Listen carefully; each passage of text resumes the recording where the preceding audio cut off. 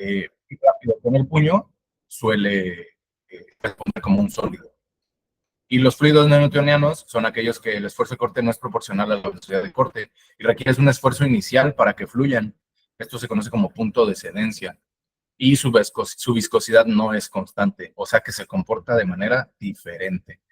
Los fluidos no newtonianos, perdón, es el de la maicena, el experimento de la maicena. Tenemos la tinta de las plumas, se comporta como un fluido no newtoniano. La sangre de nuestras venas también se comporta como un fluido no newtoniano. Son tres ejemplos que son muy referenciables para entender este comportamiento de los fluidos. Y bueno, hay software especializado, el cual nos modela con base en las condiciones del lodo, nos modela las propiedades del mismo y podemos determinar qué comportamiento tiene nuestro fluido de perforación. Esto nos sirve mucho para saber qué tanto le podemos ejercer esfuerzos o qué tanto recorte podemos generar para que lo levante a superficie de manera eficaz, ya que el recorte en el agujero, al momento de estar perforando, al mismo tiempo que es un desecho y es pues toda la basura que estás generando de la perforación, también te afecta el sistema, ya que generas mayor presión o mayor densidad equivalente. Y bueno, como les explicaba, el sistema de circulación, aquí lo vemos gráficamente, un esquemático, pues es aquel que considera todos los equipos en superficie, pero también consideras el sistema en el agujero, tanto la tubería como el mismo agujero descubierto. Es por ello que resulta importante tener bien identificado nuestro sistema para poderlo estudiar a través de modelos de simulación. La energía hidráulica que se genera por la bomba de lodo, pues provee la potencia requerida para que la barrena suelte un chorro eficaz que pueda acarrear los recortes. Sin embargo, toda esta energía es consumida para superar las caídas de presión. Esto es un tema quizá básico y muy teórico, pero sabemos que las caídas de presión, no solo tenemos caídas de presión por fricción, también tenemos caídas de presión una vez que el chorro sale por la barrena, pues para vencer la gravedad. Esta gravedad que se ejerce contra el fluido también nos genera una caída de presión. La misma fricción, la elevación, todo el tiempo que tiene que recorrer esta longitud contra la gravedad y contra la elevación, pues también nos generará una caída de presión. Es por ello que tenemos limitaciones y rangos fijos de ventana operativa para que la eficiencia del agujero, de la limpieza del mismo sea óptima, pues debemos limitar estas caídas de presión, debemos de optimizar el desempeño de las bombas, debemos de tener bien identificada la reología del lodo, ya que si tienes mal identificado tu sistema y mal descrito, pues tu simulación no se va a ajustar.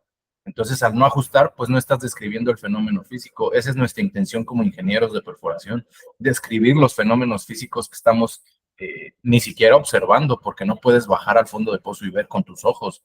Solo lo puedes analizar a través de las variables que te arroja este sistema, a través de sensores. Tú en superficie debes de interpretar algo y debes de ajustarle el sistema al fenómeno físico descrito. Esa es la verdad de estar en la perforación, que nada lo vas a ver nunca, todo esa imaginación y con tu cerebro. Es por ello que resulta muy importante tener bien definidos estos conceptitos. Y bueno, a través del gasto de bombeo, pues optimizamos la distribución de presión, garantizamos la energía para la barrena y minimizamos las pérdidas de presión en el resto del sistema.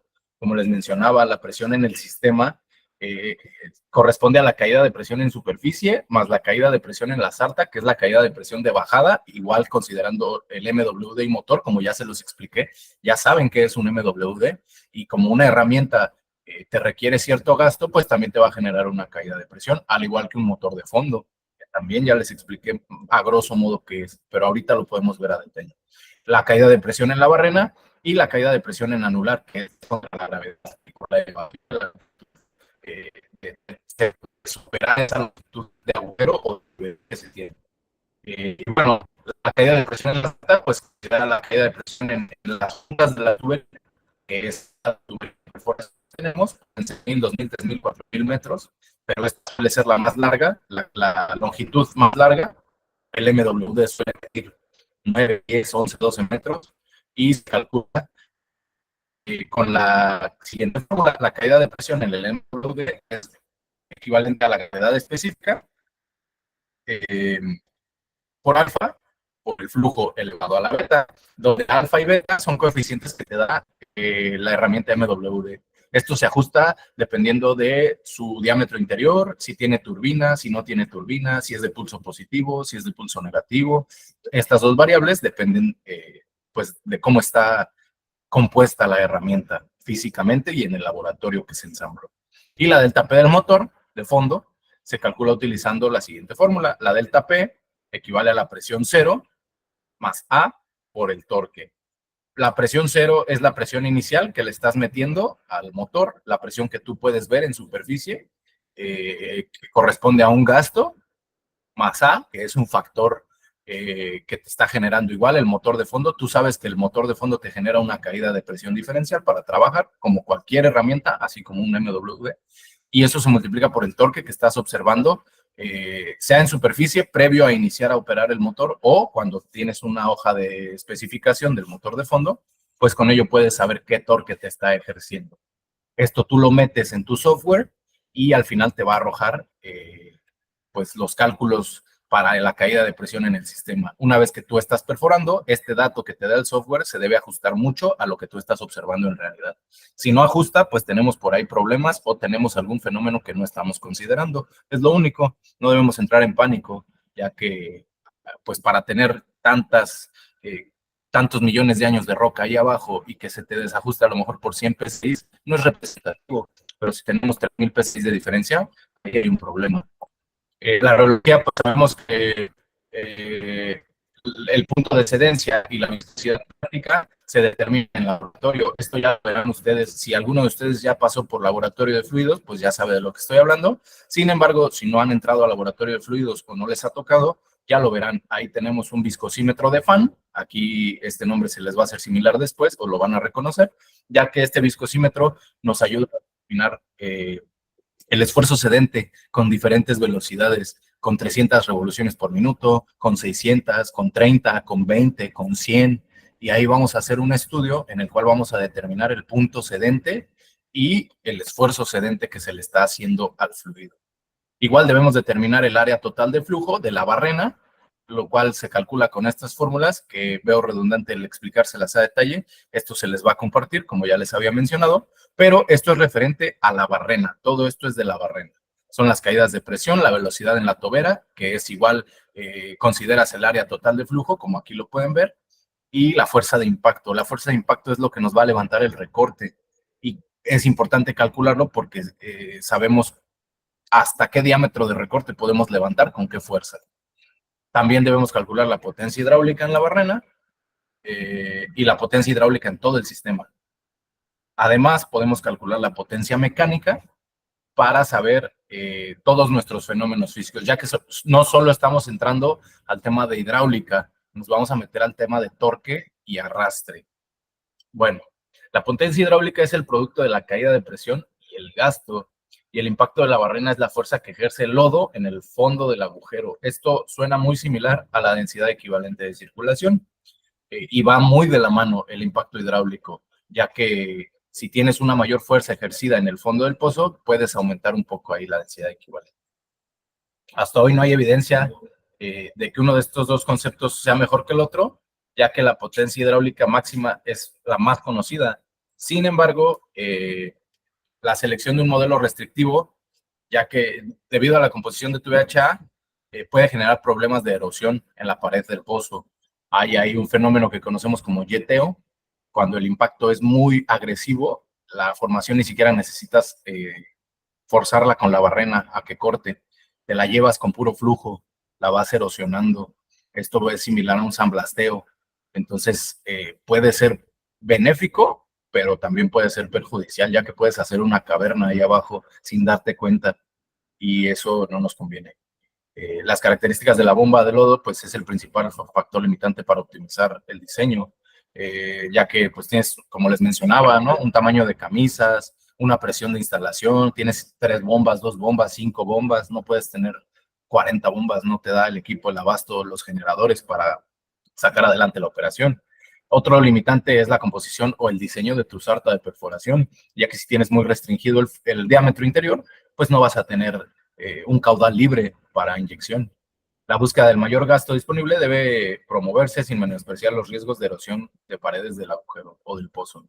El HSI en caballos de fuerza o la potencia hidráulica por pulgada cuadrada es el caballaje hidráulico, como les menciono. Es otro parámetro de control importante. Y bueno, una vez que calculamos el impacto hidráulico y la potencia hidráulica, pues debemos pasar a calcular también la densidad equivalente, ya que cuando se circula existe una caída de presión por fricción que origina un incremento de presión a cierta profundidad. La densidad del fluido puede ejercer la misma presión bajo condiciones estáticas, le metas flujo o no. Esto nos quiere decir que vamos a tener mayor presión por ese lodo con esa densidad en el fondo que en la superficie, porque le estás cargando toda una columna hidroestática con cierta densidad. Entonces, esto corresponde como si incrementaras la presión y lo vas a observar. Entonces, tienes que fijarte ahí también en el gradiente de fractura para que con la presión que estás generando con este equivalente no revientes la roca. Y bueno, debes tomar en cuenta factores para la evaluación de la densidad equivalente, como la temperatura y la presión sobre el mismo lodo, la influencia de la temperatura y la presión en la reología también, no solo en el peso del lodo, sino en la reología. El que tengas un pozo no geométrico o que esté ovalado, pues también la geometría del pozo te puede afectar la densidad equivalente. Si tienes un pozo desviado, también se puede afectar esta misma densidad. El que estés rotando o no la sarta es como si trabajaras con el viscosímetro de fan, pero en un fenómeno a mayor escala, más grande. Entonces también vas a afectar ahí el esfuerzo de corte del lodo. Y si tienes excentricidad en el tubo de perforación, esto quiere decir que estés trabajando hacia arriba y hacia abajo la sarta, pues también le estás haciendo otro esfuerzo, no solo en una dirección torsional, sino también hacia arriba y hacia abajo, y entonces ya estás haciendo una combinación de esfuerzos. Al final también tenemos que analizar los esfuerzos combinados.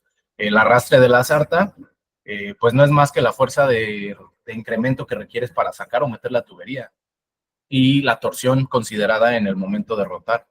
Las fuerzas de arrastre, por lo general, se dan con relación al peso de la sarta, midiendo la rotación o sin rotación. El arrastre ascendente usualmente es mayor que el arrastre descendente. Esto debido a que pues debes de romper la fuerza de gravedad, ¿no? Siempre tenemos que ajustarnos a las leyes que todos estamos sujetos en este mundo. No podemos romper leyes de la física. Entonces nuestros modelos deben ajustarse a todas las leyes de la física, con ecuaciones de continuidad, de estado y una ecuación obviamente de transición, como lo verán después en materias de la carrera. Las magnitudes de la torsión y el arrastre pues están relacionadas a cualquier pozo.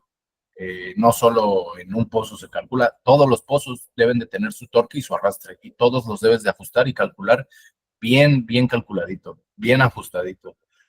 Las altas fuerzas de arrastre y de cargas de torsión excesivas ocurren juntas y esto puede hacer que nos desconectemos o que perdamos la sarta en el agujero. El modelo de predicción para fuerzas de arrastre y torsión en un agujero direccional, pues son causadas por la fuerza de deslizamiento, ya que tenemos una inclinación y esta inclinación nos va a incrementar el arrastre y nos va a incrementar la torsión, porque estamos obviamente induciendo una fuerza lateral. Esa fuerza lateral no es algo convencional para el agujero, ni para la sarta, ni para nosotros que estamos en superficie. Entonces, al estar metiendo ahí inclinaciones, pues debemos de considerar ecuaciones trigonométricas, ¿no? Entonces, debemos considerar el seno, coseno, tangente para poder calcular nuestro arrastre con un agujero con desviación. Así que la fricción por deslizamiento se calcula multiplicando la fuerza de contacto por la desviación y por un coeficiente de fricción. Como les menciono, la desviación pues es con el seno del ángulo y el coeficiente de fricción se ajusta dependiendo qué formación tenemos. Por lo general aquí en campo se da un 0.25 de factor de fricción.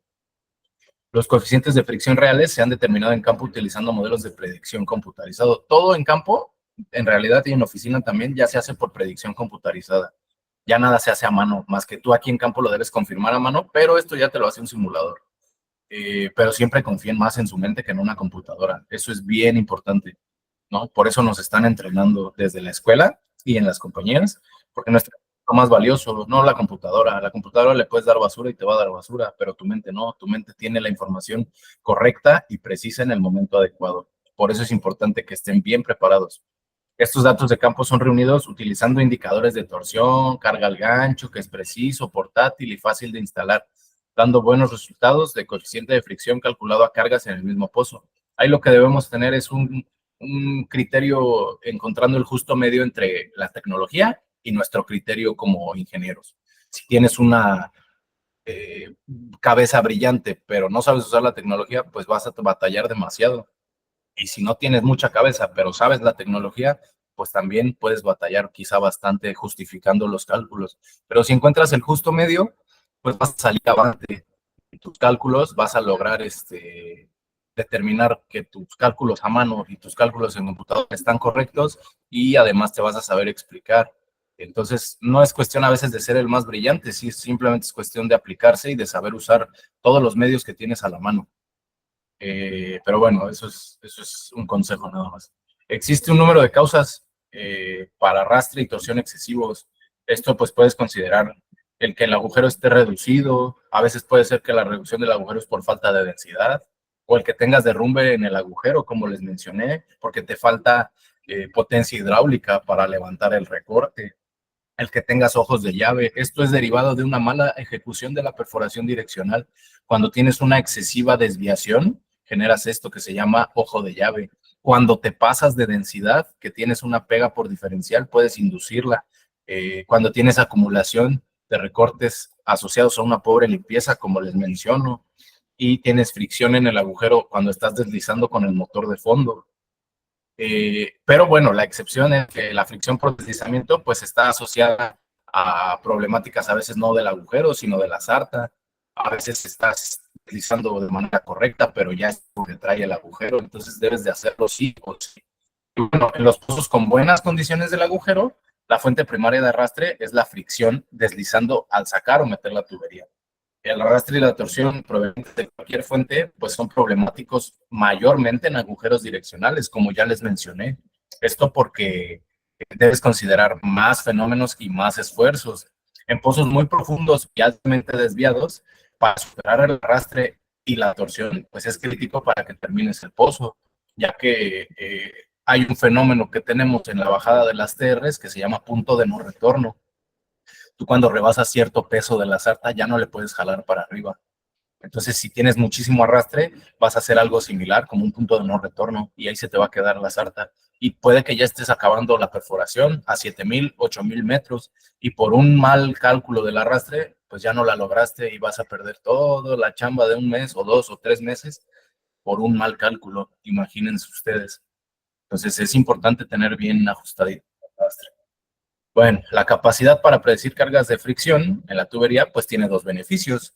Uno es que en los pozos profundos y altamente desviados se puede planear minimizar el arrastre y la torsión, utilizando este criterio para seleccionar una trayectoria más apropiada en el pozo y asegurar el éxito en la operación de la perforación hasta la PT o profundidad total. Y un conocimiento más completo de la carga de la sarta pues te permite el uso de técnicas de diseño para mejorar la sarta de perforación. Los componentes de la sarta se pueden seleccionar usando un razonamiento sistemático en el cual consideres las fuerzas involucradas. Como les mencioné, tenemos herramientas especiales que podemos agregar para minimizar el torque. Hay unas herramientas que se denominan rollers o hay otras herramientas que se denominan mitigadores de vibración. Cada uno tiene sus beneficios y sus benevolencias con nuestro trabajo de la sarta y con ello podemos lograr quizás salir más fácil del agujero, ya que es una realidad que es complicado una vez que terminas de perforar, sacar la sarta a superficie se complica demasiado. Y bueno, aquí como pueden ver, este es un esquemático de lo que es el arrastre, el que tú vayas rozando las tuberías y las juntas de las tuberías con las paredes del agujero nos genera el famoso arrastre. Y la rotación pues también nos genera un torque. Si tú tienes un arrastre muy grande quizá en esta conexión y aquí no tienes, puede ser que cuando rotas te desconectes. Te puedes desconectar y puedes dejar este tubo ahí abajo. Entonces, eso es lo que conocemos como un pescado. Puedes dejar un pescadito simplemente por torque y arrastre. Es por ello que es bien importante tener cuidado con eso. Como les mencionaba, cuando tienes un agujero con demasiada desviación o con una desviación muy agresiva, generas lo que se conoce como dogleg o severidades. Esto es una severidad demasiado agresiva. Y cuando tienes esto, esta forma proyecta en sus mentes como si estuviera hasta acá arriba. Esto es lo famoso conocido como ojo de llave. En un ojo de llave puedes entrar, pero ya no sales. y entonces ahí te quedaste por una mala construcción y un mal diseño de la trayectoria direccional, pues te puedes perder el agujero. Y bueno, tenemos aquí las fórmulas para la fuerza de contacto y para calcular el arrastre, ya que para calcular el arrastre debemos calcular la fuerza lateral de contacto, pues se hace a través de un coeficiente de fricción, una fuerza de fricción, y con ello sacaremos los arrastres, en lo cual entran las ecuaciones otra vez de trigonometría, como es seno y coseno, igual que el factor de flotación. Esto lo debemos considerar ya que no estás bajando y sacando la tubería en agujero sin lodo. En todo este fenómeno debes considerar también la densidad del lodo. Y bueno, para estimar el torque igual, pues sabemos que tenemos una fuerza de contacto lateral, así como el coeficiente de fricción que ya les mencioné, y con esto consideramos el diámetro de la tubería, porque el torque también dependerá de nuestros diámetros de tubería, y se calculan con estas formulitas que ya les haré llegar. Pero lo más importante y lo que me interesa que se queden es que siempre la sarta va a tener una fuerza de contacto lateral con el agujero, no va a estar bajando libre. Eso sería ideal y sería algo utópico. Siempre debes considerar que vas a tener un fenómeno físico asociado a tu bajada o sacada de la sarta. Igual puedes estimar el torque en un agujero horizontal, el cual es todavía más agresivo porque entonces la sarta siempre va a estar recargada sobre la cara baja del pozo, y con ello pues puedes tener también fenómenos, como les menciono, de desconexión. Si tienes en algún punto un arrastre agresivo y después tienes acá suelta la sarta, pues se puede hacer aquí la desconexión a través del torque. Es por ello que resulta sumamente importante tener bien identificados y bien simulados estos torques y los arrastres, como les menciono. Sé que suena repetitivo, pero es algo que a veces uno estando en campo omite, y al omitirlo por estar tan metido en la operación, pues te puedes meter en un problema, o puede resultar que ni cuenta te das y ya perdiste la sarta. Puedes ver una desconexión abrupta y al final va a resultar en un problema no solo para ti, sino para el proyecto. Y al final el alargar los tiempos de los proyectos, pues nos cuesta más dinero a todas las empresas. Es por ello que debemos optimizar estos cálculos y optimizar las operaciones. Esto es más de lo mismo.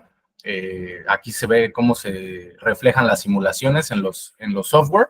Esto, pues, obviamente con el tiempo debemos de aprender a interpretarlo. Simplemente aquí lo interesante es que vean cómo la severidad aquí son, pues, menores. Aquí se ve luego que son severidades bajas, y aquí tenemos severidades muy agresivas. Aquí va a ser difícil, simplemente a ojo.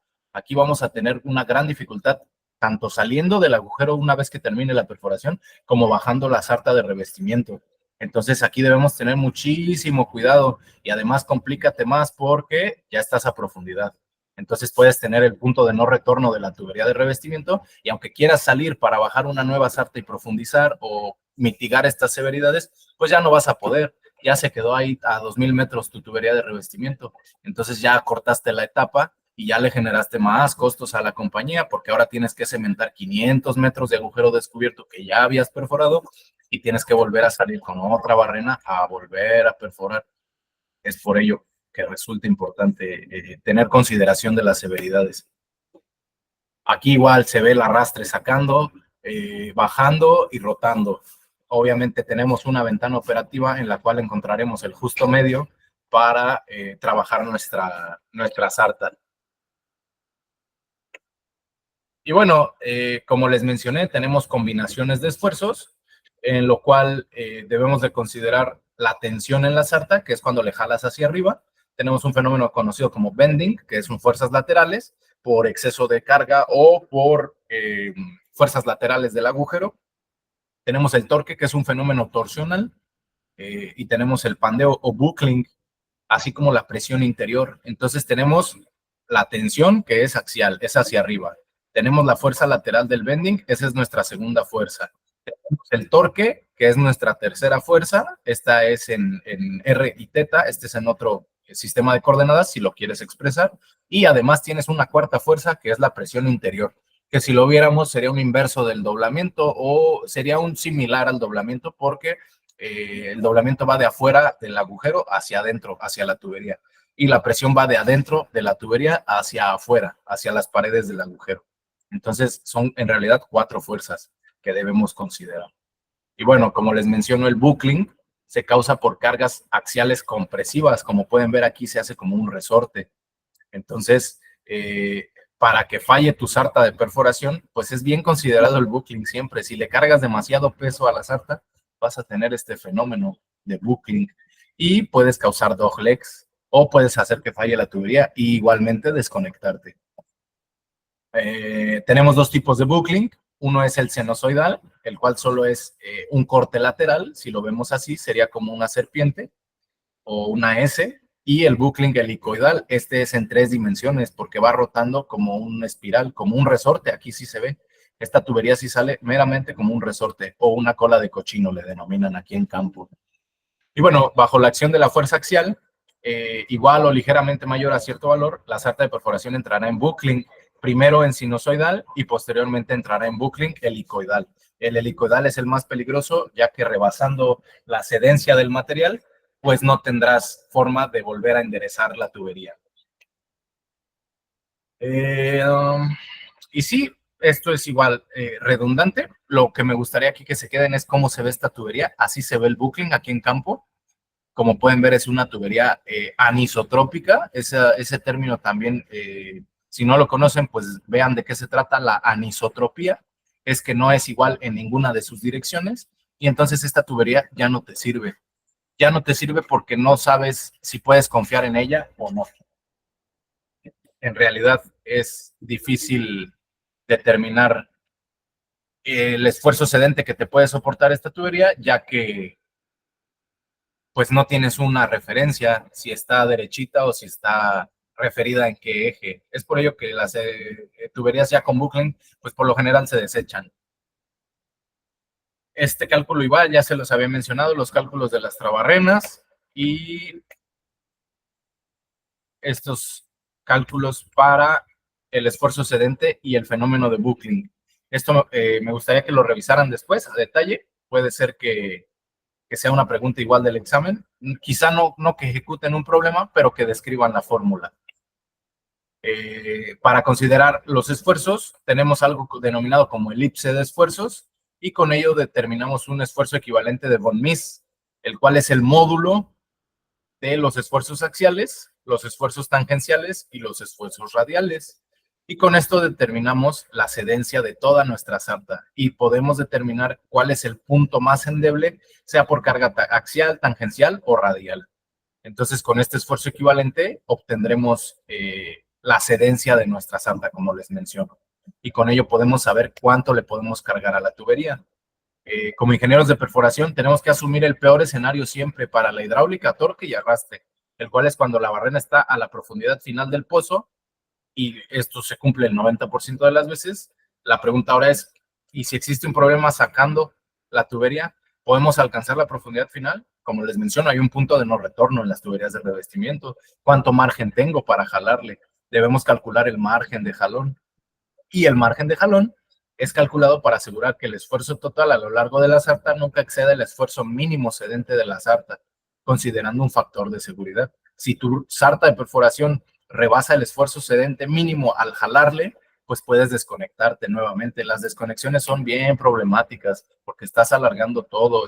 Suena bien fácil platicado, pero estás alargando la operación hasta 3 meses y quizá tienes que hacer un agujero nuevo y el agujero nuevo no se te va a hacer fácil. A lo mejor el primer agujero se te dio fácil y se perforó rapidísimo y el segundo agujero, cuando perdiste la sarta por un torque o por un arrastre, ya no sale, te quedas ahí de nuevo y te vuelves a quedar y a veces pierdes hasta 6 sartas y no sale el agujero. Es bien importante que tengan esto en mente.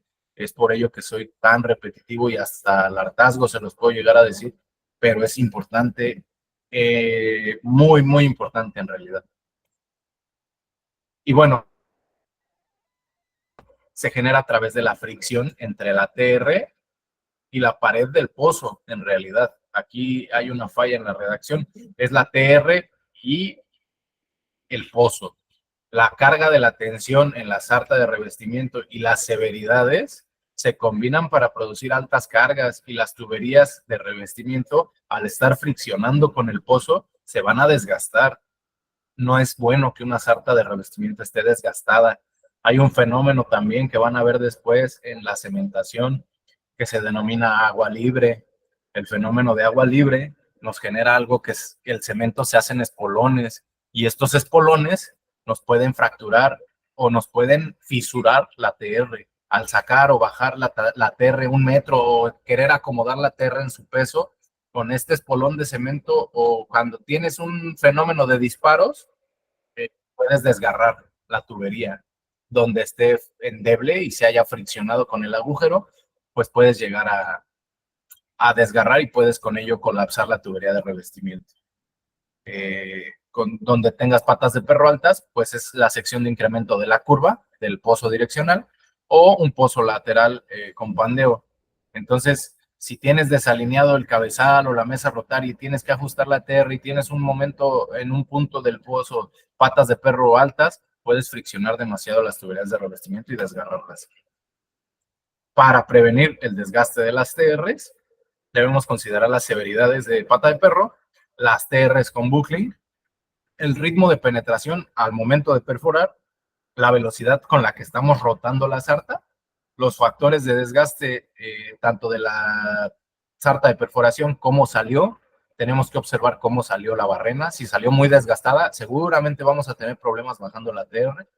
Debemos considerar nuestro fluido de perforación, ya que hay pruebas de no reactivo, y si dejaste un fluido ahí abajo con reactividad en la formación, pues se va a cerrar el agujero o se puede hinchar.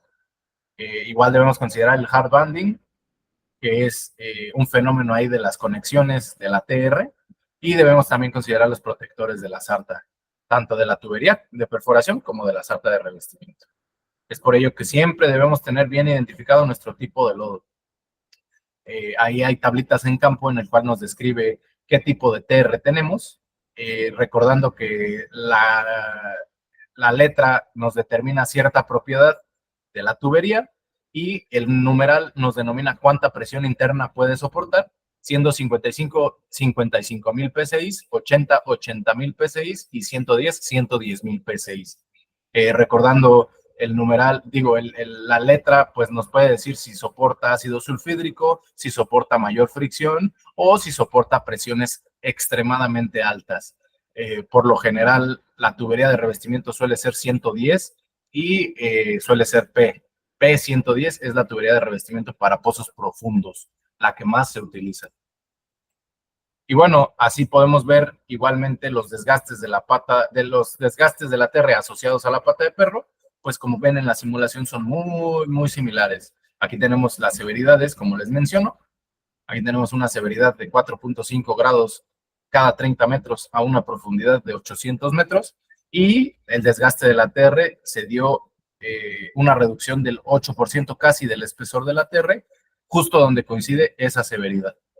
Entonces, pues ahí tenemos que considerar que si le estás reduciendo a la tubería un 10, un 8% de su espesor, pues es delicado, la verdad, no es cualquier cosita. Y bueno, ahora me voy a ir un poquito más atrás para explicarles rápido algo que me interesa de direccional, solo para que se quede en el concepto. Nosotros tenemos algo denominado cono de incertidumbre en direccional. El cono de incertidumbre, derivado de que tú estás perforando con una sarta para desviar, pues en este punto ya lo tienes perforado, entonces no tienes una desviación incierta en todas direcciones, ya estás ahí físicamente, no te puedes mover. Sin embargo, proyectándote a profundidad, pues puedes tener un rango de diferencia en tu construcción en todas las direcciones. Es por ello que generamos estos conos en la simulación. Estos conos de incertidumbre nos pueden decir hasta dónde podemos llegar a chocar, y si interferimos con la trayectoria de otro pozo, pues podemos generar lo conocido como colisión.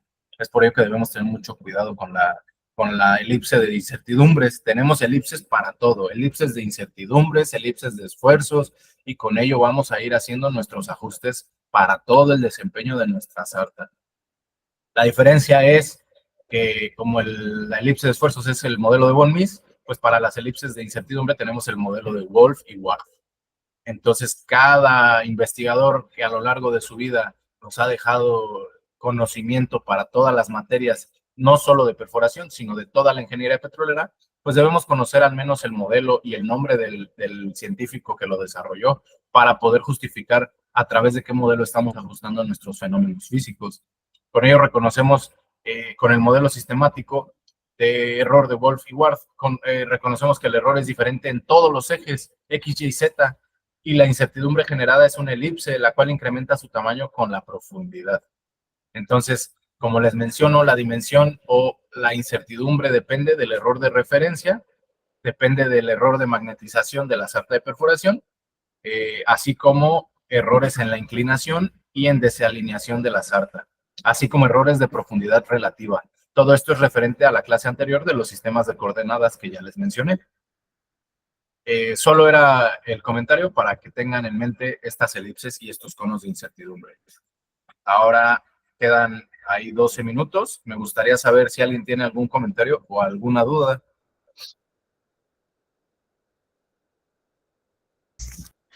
No, profesor, por mi parte todo está bien. No hay ningún.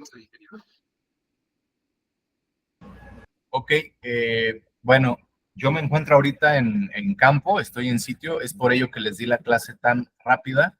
La verdad,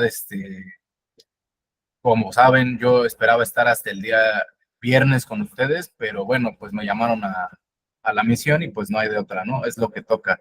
Sin embargo, les estaré enviando el material, así como el examen en días posteriores, para que, de ser posible, lo desarrollen. Son, como pueden ver, preguntas cortas y muy concisas. Al final, no es algo del otro mundo y espero que lo logren. Yo creo que pues ahí lo dejamos el día de hoy. No sé si por parte del colegio tengan algún comentario o algún consejo para los alumnos. Y bueno, pues les agradezco su atención a todos. Gracias, profesor. Chicos, todavía no salgan de la reunión, ingeniero.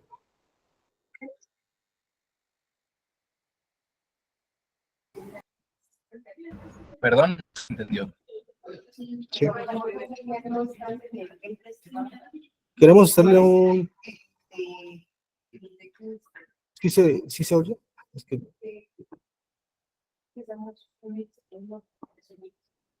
¿Sí se escucha?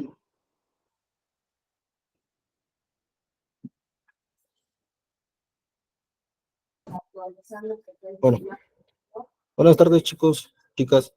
Quiero agradecerle a todos ustedes por asistir al curso. De igual manera, quiero agradecerle al ingeniero Juan Antonio López Reyes por compartir su tiempo, conocimiento, su experiencia con nosotros, por lo cual, en nombre de las coordinaciones de las 3 sociedades de ingeniería petrolera, SAI, CECIP-UNAM y SPI, les queremos hacer entrega de este reconocimiento. Este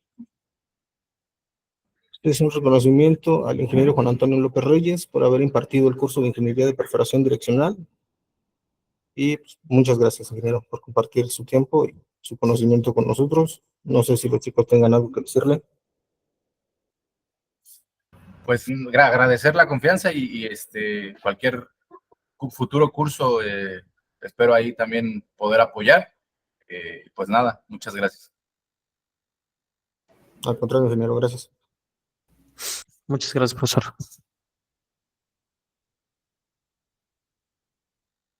Bueno, pues gracias a todos por su asistencia, que tengan una buena tarde y buen fin de semana.